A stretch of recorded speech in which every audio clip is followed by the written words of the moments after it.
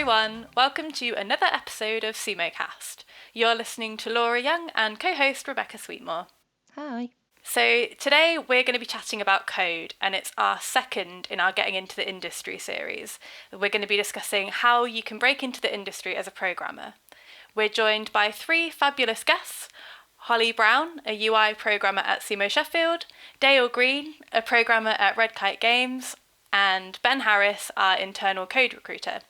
Thanks for hanging out with us today. Did you want to give us a little bit of an introduction to what you guys do? Yeah, so I'm a UI programmer, so that means I work on the elements of the game that players see and interact with to accomplish things. So this is menus, things collected, what level you're on, missions, ammo, who's on your team. My job is how all of that works, looks, and moves, and it's different for every game, and that's part of why it's so fun.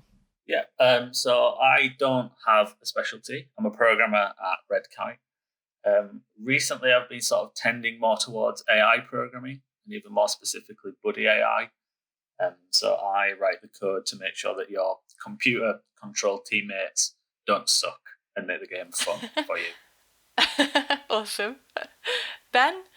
My name's Ben Harris. I'm a senior recruiter here at the Sumo Group. I look after two areas for the Sumo Group in terms of recruitment. First one is QA, and the second one is code. So with code, I spend a lot of my time sort of liaising with senior leadership within each studio at Sumo. And my job is to help facilitate the recruitment for code disciplines across the group, and that could range from a multitude of different disciplines as well. So obviously, as we've kind of already touched on a little bit, just hearing about what you guys do, there's so many different disciplines within code. So what are just some of them from your point of view? Obviously, it's an umbrella term, but what are kind of the specialties within that? Yeah, well, as mentioned already, we already have a UI programmer on the call. And I think, Dale, I don't know whether this is a nice term, but would you say you're a generalist? I hate using that term. Yeah, with a studio like Red Kite, with the size we are, everyone kind of has to wear multiple hats. So there's a few people that have specialist roles, like we have a team that are dedicated to doing graphics, and those guys have insane minds and do insane stuff, and that's what they do. And then a large part for the rest of us is, that kind of generalist role, do a little bit of everything. I think now we're getting a bit bigger, you're kind of starting to see people tend towards certain areas. Like myself, I'm sort of tending towards AI. So I think as we're growing, people are getting specialists. But we've all had to wear multiple hats, and you've had people that have dipped into doing a bit of networking, a bit of UI, AI, and sort of doing a bit of everything. So I think I wanted to just come back to that comment you made then about graphics programmers and their insane minds.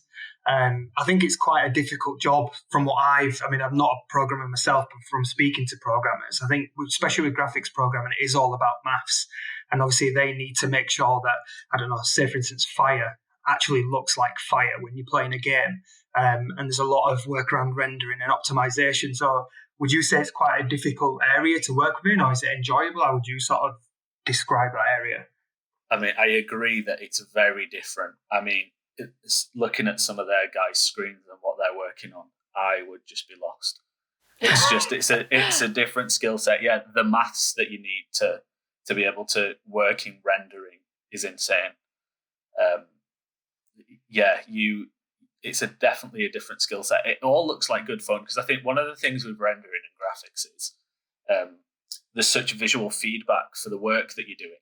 Like, I love working on AI and working on systems and that kind of thing, but my kind of visual feedback might be like looking at some debug stuff for some behavior tree, which would be like lines of text. And I'm like, I've done a good job today because this line is now green instead of red, which means it works. But then you get some render programmer that's like, oh, look what I've done today. And they've got some incredible scene where this thing's on fire and this thing explodes. And I don't know, they've included ray tracing. So now you can see a face shining in car windows and things. Instant gratification. Yeah. The feedback is insane, but I guess it's deserved for what they have to do to get that. Where on earth do you begin then if you're like looking to So let's pretend for a second I've got the capability to become a programmer, and I am in sixth form or college, and I'm looking to take the next steps because I want a career in programming in video games. Is there like a base set of skills that all programmers sort of need to have before you then decide to go off in certain directions, or do you need to decide which direction you want to go in quite early on? Most people, I think, don't decide until later on. I'm an exception in that I knew exactly what I wanted to do somehow, and the skills for my job are very different. But I still went and got a computer science degree that is a game degree specifically. And so I think that's where a lot of people start. They start with a game degree, or they start with a computer science degree, and then go from there and figure out what it is they want to do. I think through your education as well, and forgive me if I'm wrong, but I think you're exposed to so many different elements of programming across all disciplines. And then is that where you sort of shape into the type of programmer you want to be? Would you say that's accurate? It's definitely that, but I think as soon as you start making projects with people, you figure out where you want to be pretty quickly. And it depends on the program. My degree, we had to go through physics and networking and graphics, and we had to do all of those, but I'm not sure that, like, if you're coming from a regular computer science degree, they're not going to go into that really. And so then it would be making games with people where you'd figure out what you really like. So just for me, I'm an avid gamer myself, and I have seen some frightening UI before on games, which just makes me want to turn it off. What was it that sort of sold it to you for UI? Oh boy, I realize that it's what I focus on when I play games. I care about the menus. I don't know why, but I do. And Somebody needs to. oh yeah, definitely. I realized it in one of my team projects in college. I spent a lot of time on the main menu for the game and on this little tiny animation that I had on there, hours and hours. And I thought, maybe there's something here. I care a lot more about this than the graphics engine I'm supposed to be writing. You guys kind of mentioned maths as well. Is that a necessary skill to have, or is there kind of route into programming where it's not so heavily oriented on maths? I think it depends. I rarely use any in my job, but I know some jobs it's every day. So it's if you can think logically, I think that's where the base comes from. If you can do math and think that way, then it helps with programming, but Yeah. certainly you don't have to be good at math. A lot of programmers I know hate math, so it can still work out. That's really interesting because my perception was always it was super heavily based on maths, and I'm absolutely terrible at maths. So it sort of never really seemed like an option for me. It's just quite interesting to hear you say that. But would you say a university degree is an absolute must, or are there other ways in? I think it definitely lays a good foundation for someone. But having sort of worked at Sumo for X amount of time so far, we have hired people, whether it's at a sort of an entry-level capacity or intermediate, where they don't have a degree, but what they do have is a portfolio of their own work, which may actually be out there at the moment and able to play. But I would say that usually, I think to get those strong foundations, you would need a degree. Yeah, I can't speak from recruitment side. Obviously, that's Ben's area, but I've seen people in industry that have degrees and don't have degrees, and I think you're on, in terms of what you have to produce to get a job, that's a level playing field, right? The recruiter's not going to treat you differently whether you've got one or not. Like, if you can show that you're a great programmer, you have a great portfolio, doesn't matter where you learn it, you've got the skill, awesome. I think what university does give you is kind of this pre-built package for getting there. And if you're on a university course, you know in 4 years, whatever it be, that at the end of it, you're going to be in a position where you will have had certain modules laid out in front of you. You would have certain technologies exposed to you. You will have a portfolio just as a byproduct of doing the work, right? Unless you're super lazy. Yeah. And And so it feels like you have kind of like a helping hand in, here's the path, do your thing for 4 years, be awesome, and then you've got what you've got. But that's totally not to say that you can't do that off your own merit. I think it just means that you kind of have to maybe sort of like hit a little bit harder. You have to force yourself to look at these technologies and put your own portfolio together. Yeah, that's interesting. And are there other skills that would maybe complement your programming application? So if you have more of an emphasis on the way you communicate or the way you visualize your ideas, are those things would they come up in the application process? Yes, that would be very important, and I'm sure Hollie and Dale would be able to back me up on this. Although I wouldn't even say although you're a programmer, when programming, I think communication's vital because you're going to be dealing with designers, potentially artists, QA, not just programmers. So I think having those strong communication skills is vital. Yeah, absolutely. It's a team thing, right? So you need to be able to work with people and to communicate very well. And I think that other things like how well you can write, and if you're doing a cover letter or the way your CV looks, like that matters too. But I think mostly as soon as someone talks to you in an interview, they'll get to know if you're able to communicate well or not. Yeah, I'm going to say the same thing for a third time, but that just shows how important it is. I've made notes on communication is in bold and in red. It's such a huge part of the thing. It's not like team project or whatever where you can skulk off in a corner, do all the work, and it's like it's just there. It's a huge part, like with programming, even talking about communication in terms of writing code and things, a huge part of that is sort of like initially identifying the problem correctly in the first place to do the right thing, and then communicating that with your teammates and across teams. And it's just absolutely crucial. So I guess that means you'd have a bit of a leg up if you've taken part in sort of extracurricular game jams and activities and competitions and things like that, because I guess that shows that you can work as part of a team successfully. Like I know we often go to Brains Eden, but are there specific initiatives like that you look for when you're hiring? I think every one of our placement students has come from there, and then a substantial number of our hires that come from uni have either won or taken part in the search for a star. There's a really distinct correlation between people that take part in those type of things and the people that end up sitting next to me at the studio. Most of them have done something like that. Out of interest, how did you guys all get into the industry? Well, Hollie, you mentioned that you kind of knew what you wanted to do and that you were interested in UI. But how was it for you, Dale? Was there kind of a meandering path to get where you got to now, or? Yeah. I went to college and studied engineering, of all things. And then it just wasn't for me. And a friend happened to be on the programming course. So I was like, cool, I'll do the course with Tom. And I'd always played with making games in things like Game Maker. I think Sumo are doing quite a comprehensive YouTube tutorial on using Game Maker, which is cool. So I started with that way back, like, oh God, maybe over a decade ago. I don't know when it came out, but a long time ago.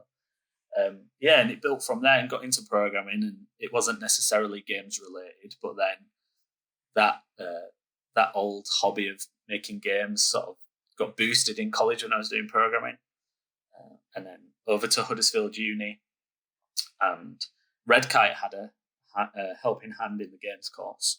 So Simon, Dave and Andy would come over and help us all out. So got talking to Simon, and then here we are. And here you are today. Yeah. Was it a pretty straightforward path for you, Hollie, as well? It was, I knew I wanted to make games when I was really young. I loved games, and I, was designing board games with my cousin, and at some point I started building websites, and I didn't really know what making games was, though, and it was my grandmother that actually put me on the right path. One day she picked me up from school when I was maybe 11 years old, and she handed me a newspaper clipping about this college called DigiPen in the U.S. in Washington, and she said, I think you should go here, and that's exactly what I did. That's awesome. Cool. Shout out to Hollie's grandma. Yeah. Props to her. And have you always done UI programming? In my career, yeah. That's all I've ever done. So we have got a few questions from people on social media regarding applying for programming roles or the kinds of things you guys will do in a day. So I'm just going to jump into some of them. So we've got a few here about C++. Someone asks, for junior or entry-level roles, do you still consider applicants who may have more experiences in languages that aren't C++? To be honest, most studios across the group use C++ in development, which is a company with Unreal Engine.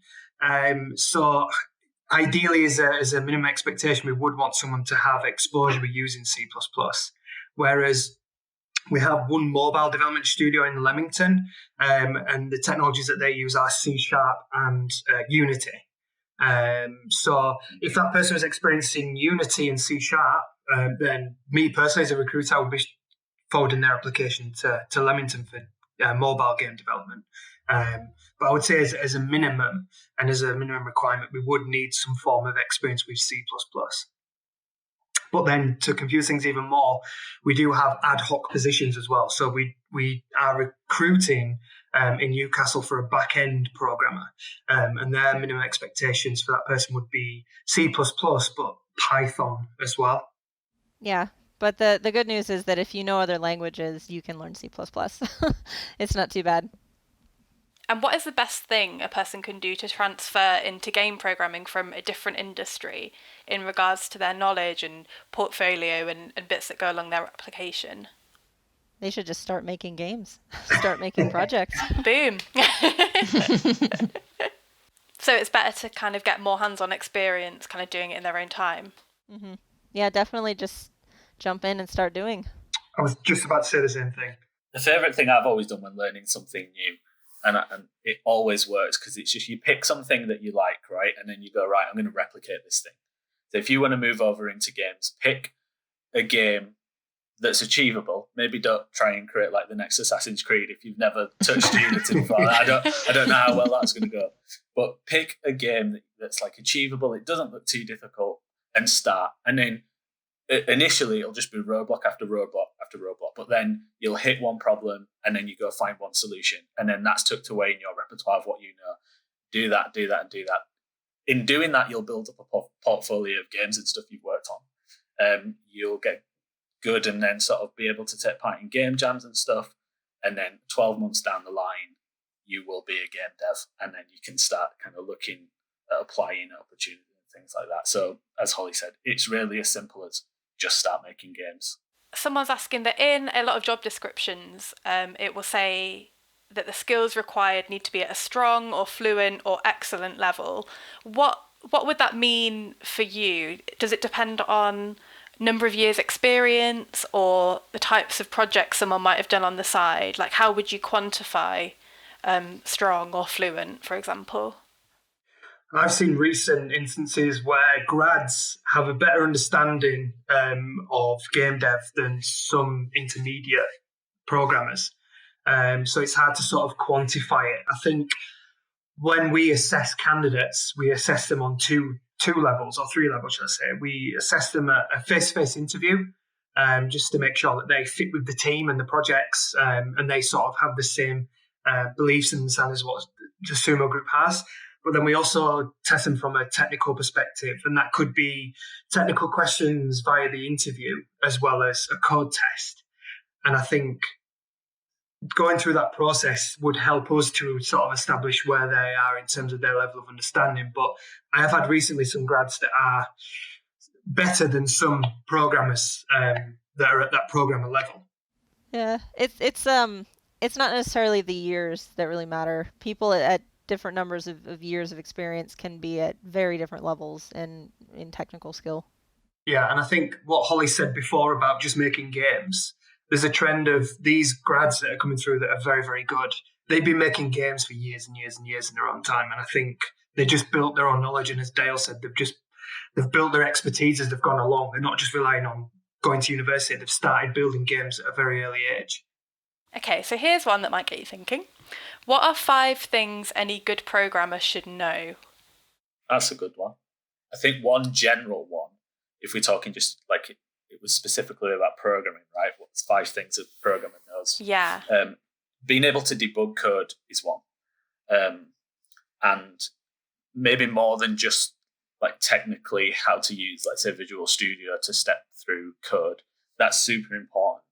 But being able to do that and really understand the system and dismantle it is absolutely key, because you will get thrown on some project and it's broken and it's however many hundreds of thousands of files, and someone will go, will you fix that thing? And you're like, oh my God. and you just have to know to like pick a point, stick your breakpoints in, step through the code, use your programming spidey sense to know which way to look. That's a very important skill. And you pick that up quite quick, I think, when you get in industry as well, because I don't think you are really exposed to anything at that level at uni. Yeah, I definitely agree with that. Yeah, along with some being stubborn, I might say, having a lot of patience, because it can take a while to figure something out. Yes, for sure. I think another one for programming maybe is knowing when and when not to reinvent the wheel. Usually the answer is to not reinvent the wheel. So we will have, like, some people might get put on to solve a problem or do a certain task and maybe go off on tangents, and it's like there's probably a library that already does that, or there's something in the code base that already does that. Inevitably, right? If you're working on a AAA code base, there's going to be 4 functions to do one thing, and they're all in different places. And it's because someone's been asked to do something, has kind of gone off and done it, but not just looked over to the left and gone, oh, someone's already done this. Done it in their own so way. I think being diligent with that, and knowing when is the time to innovate and when the time is to not, can save a lot of time and effort. Yeah, I agree with that one as well. Yeah, that's good advice.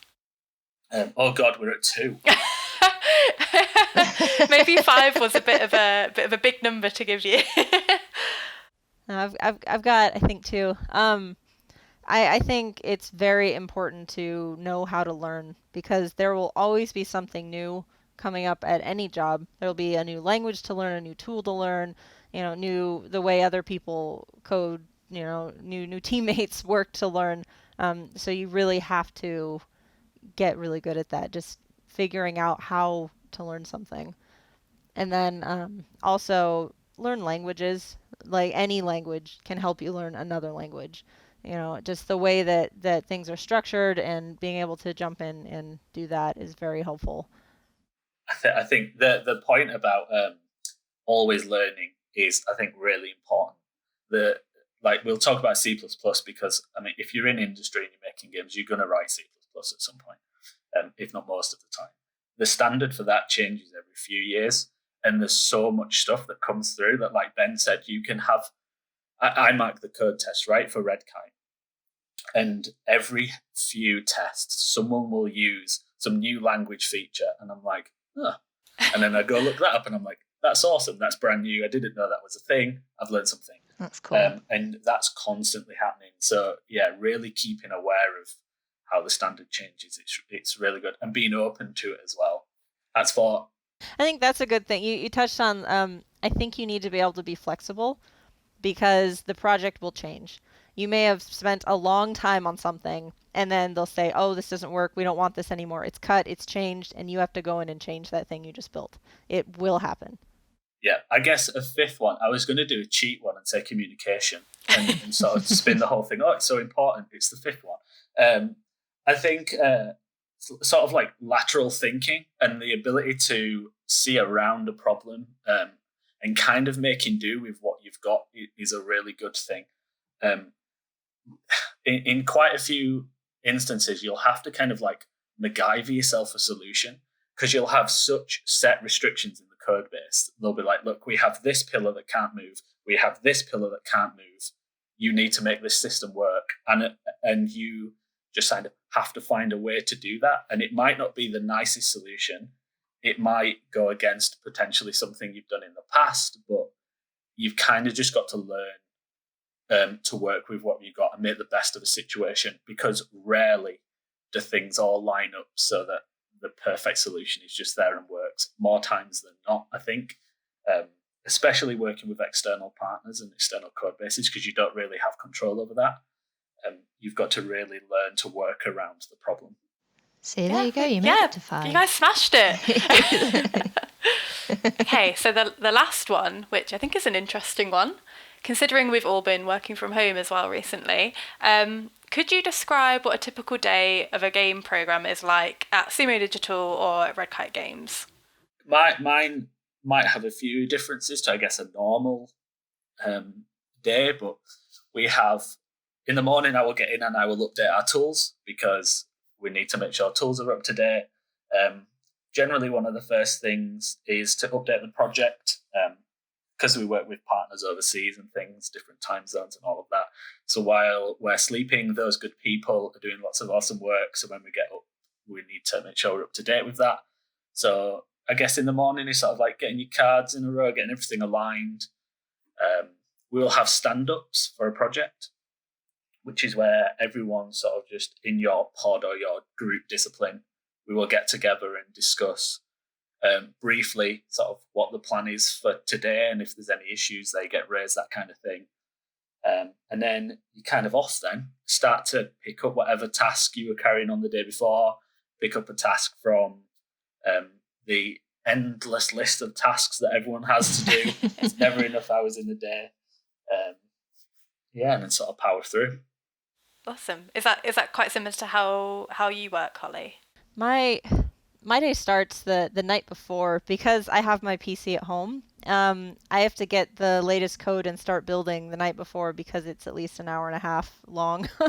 Wow. And then in the next morning, we have stand up, and then we look at what everybody's doing for the day and figure out, pick back up on what we were working on, or if something new and higher priority came in, we have to do that. And then my day will sometimes, I've been doing lead work on my team, and so sometimes it's meetings. I get asked questions all throughout the day and have to interrupt what I'm doing, figure something out, help somebody, connect them to someone else, and then go back to what I'm doing pretty much for the whole day. And that's most of what it is. And then when we're done with something, we do a buddy check. We have somebody look it over, walk them through it, and then we can check it in once it's been verified by someone else. Communication there, I guess. Communication is key, yeah. Communication. The theme of today's podcast. Especially like Hollie said, if you're in any kind of lead role or overseeing a feature. So I'm overseeing movement on the project I'm on. And at times, like those old school line operators that stood at the board and were plugging wires in everywhere. You do kind of feel like that at some point. And someone will come to you with a problem, and you need to know whether it's something you can/should deal with, or whether you're like, I'm going to push you over to this person because that's best. Is that sort of one of the aspects of the job that you really enjoy, though, or not? I personally love it, yeah. I love that part of the job. On the UI team, you're already doing that. You are kind of sitting in this web of all of the other teams and all of their work, and you're connecting all of it together to something that the player can actually see and use. So doing lead work on top of that is just like communication heaven for me. That's cool. What is it that you are looking for in a portfolio? I mean, first of all, for my benefit, what should a programmer's portfolio even look like? Like, is it code samples? Is it a show reel of stuff, depending on the discipline? I've got no idea, so please help me.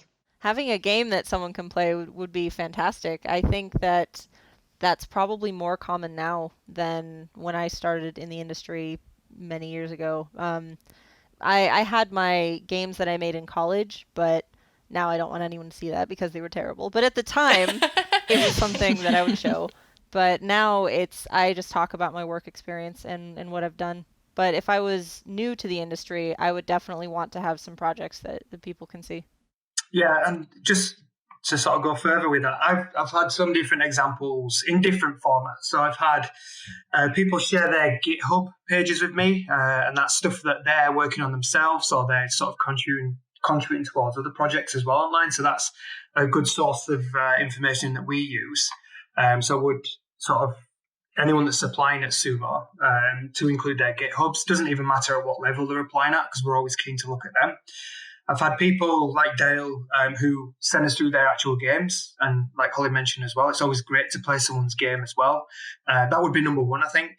And then I've had videos from people on YouTube and things like that of them maybe going through the code that they've done and what it looks like on the other end, and sort of giving examples of challenges that they've faced when doing it, and then screenshots as well.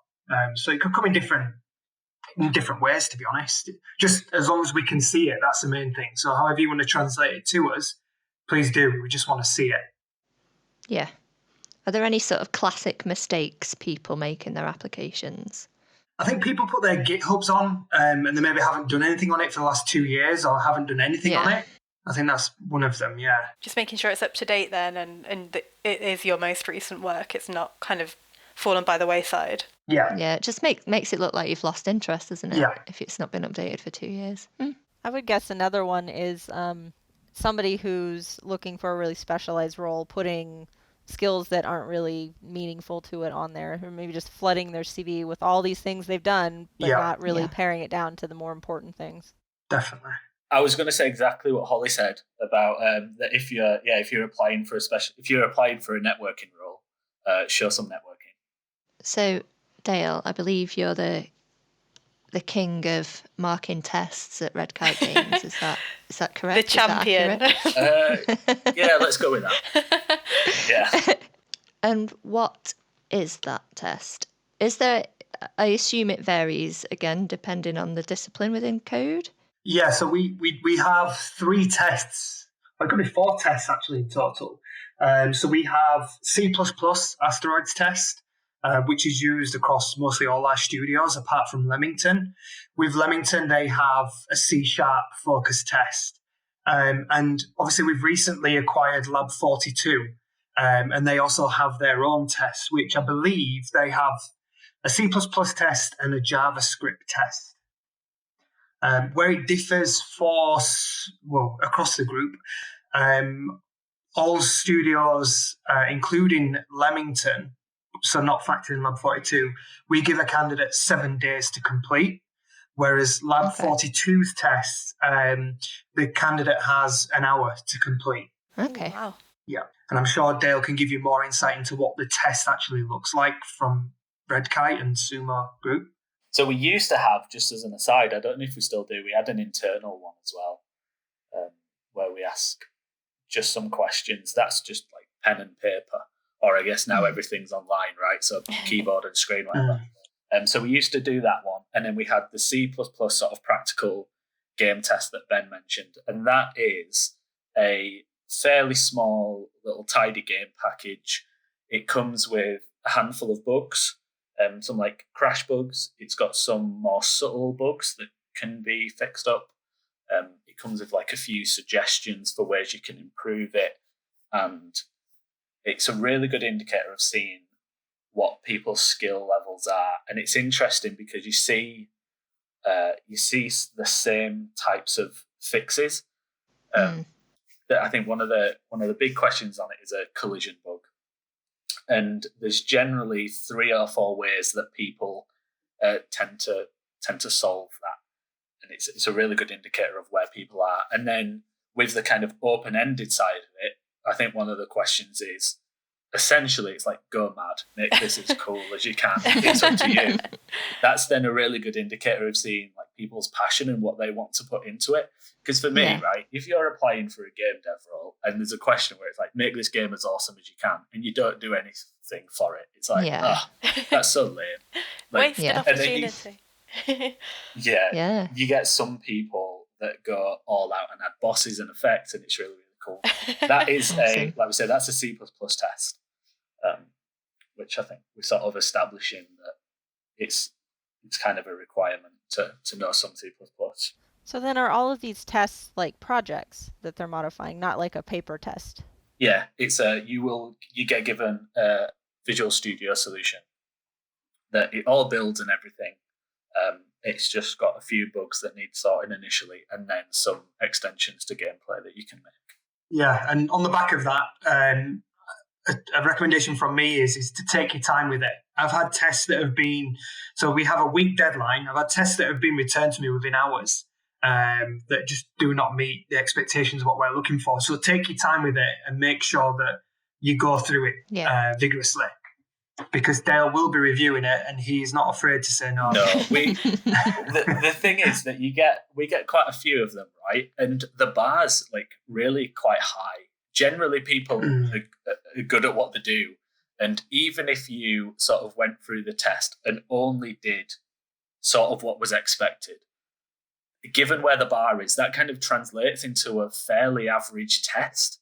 Like, I'm probably not going to say no to you if you've done nothing wrong, because, well, if you can't justify saying no, then you can't say no. But then when it comes to picking sort of the cream of the crop and the best, you will have your test where you've done what's expected, and it's like, yeah, that's cool. And then you got the one next to you where someone went insane and did all these different game features and really put time and effort into it. And I mean, it's a simple choice at that point, right? It's like someone clearly wants it more than the other. So you're saying that at that point where you have to implement your own features, that's the point where you're saying really focus on this part and stand out from the rest? Yeah, for sure. One of the key questions is talking about the asteroids test in particular. There's a collision bug, which is a good indicator of what people know, and it's quite an involved bug. So having a really nice, succinct solution to that is nice, and that's cool because it shows you technical ability. But then, yeah, when you have this open-ended question of, right, let's show us what you're made of, and you don't do anything, like that, like I say, it's just kind of lame. Like, do focus on it. Show that you're passionate for games, that you're passionate for programming, and just make the reviewer just go, wow, this is awesome. I guess it's an opportunity to kind of show who you are a little bit as well. It's kind of like in an interview question where someone will say, well, tell me about yourself, and you're just like, you got to think on your feet, but then, you know, what you do say does kind of represent who you are, I guess. It totally does. It lets you like show your flair. You have this kind of generic test, right? And for 3 of the 4 questions, most people's are going to be identical because it's a set question. It's like, find the solution to this. There you go. But then that end bit is like, right, put your stamp on this. If you want to move into AI programming, add some AI, and that's really cool because you've shown that you've got an interest in it, that's what you can do, and then that test is yours. And I guarantee you, I would talk to our tech director, Andy, and I'd be like, dude, this person just implemented AI. That's awesome. We need to speak to them. It's definitely your opportunity to just kind of show what you're made of. So do the tests go out before initial interview? What's the sort of process? It depends, to be honest. Each studio has a different process. So, yeah, it really does depend on what the studio's preference is. One of the things that we didn't really touch on at the beginning was stereotypes of a code job and whether you guys think that they're inaccurate or kind of what you want people who might be thinking about breaking into programming a code, what you want them to keep in mind when they're applying. I think the most important thing is absolutely anyone can do this. And some people think about it a little differently. I tend to think of it more as organization and writing, and like you're building something with people that's almost more like a story than math or something like that. Some people are very mathy and sciencey with it, and that's not how I see it. But I'm in a totally different kind of job, and so I think it's really just that you can do it, with your own creativity in your own way, and it is absolutely something that anyone can learn. I love that you mentioned then that it is a little bit of creativity, because I think for me, I'm not a programmer at all, and I feel like I probably do have a bit more of a creative brain, but that's interesting that it's not just quite rigid structures, that you can kind of have a little bit of creativity within it. I think that's something that I don't really hear about as much with it. So yeah, I totally agree. Yeah, you're definitely designing solutions, and they're usually very unique solutions that come up. And so you're having to track a lot of different moving parts and make a solution for that moment, for that game, for this. And it's very dynamic and definitely very creative. People would do the same thing in different ways. I 100% agree. I had the same kind of like misconception, I think, starting in the industry as well, that programming it boils down to ones and zeros, so therefore it's an entirely logical pursuit. And it's just not. I've said for years, and I truly believe and maintain that a good programmer or the best programmers are creative thinkers, because you just have to be there's so many moving parts, and putting those together into a system that's elegant and nice. It's like, I don't know if it's just me, if I write a really nice bit of code or a really nice function or a really nice system, it kind of flows like music, where you're like, this thing goes off and does this thing at the right time, and I'm not wasting any space here. And it's like it's like, it really is like painting with code type of thing. And if you are creative and you can do that lateral thinking, you will excel at doing it. That's beautiful, yeah, that was... Thank you. I aim to be the Bob Ross of the... Yes. Awesome. Fab. All right. Well, Ben, do you want to give a quick shout out as to what roles we're hiring for? Obviously, you don't have to list everyone, because I know there's many, and where we're hiring at the moment. Yeah, so we just continue to win projects, and we continue to have some very good projects that we're working on at the moment. And to fulfill these needs of clients or our own IPs, we need programmers. And it's keeping me very busy. I'm losing hair as we speak. But we have a need across all studios within the UK for different levels and different disciplines of programming. A true representation that would be on our careers website. So if you typed into Google Sumo Digital Careers, they'll come up there, and that outlines all the roles across all locations. I'm very active on LinkedIn as well. So if you're not comfortable enough to submit an application, or there's more context you need or more information, then please do reach out to me via LinkedIn. I know mostly all the technical directors at the Sumo Group would welcome anyone to connect with them as well via LinkedIn. So if you are a networker and you're comfortable enough to go on LinkedIn, then please do reach out to us if maybe there's something that's not advertised, or if you have any other questions. But yeah, there's a whole bunch of vacancies at the moment. That's awesome. So for anybody that is listening and doesn't know, we've got 8 studios across the UK now, and we have also got a studio over in India as well. And Ben, if you don't mind, we will link to your LinkedIn page in the podcast description so people can reach out. Can I just add like an ending note? Of course you can. So I have been in industry, I think, coming up on 3 years. And so I'm not too far out of uni that I don't remember how nerve-wracking it can be, like applying to places and getting nervous for interviews. I think a really good takeaway is everyone's on the same team, right? And where you're applying for, they're not like your enemy. You're there to show what you know, but you're on the same team, right? So just show them that you know what you're talking about, show them the projects that you've worked on, and relax, and you will be golden.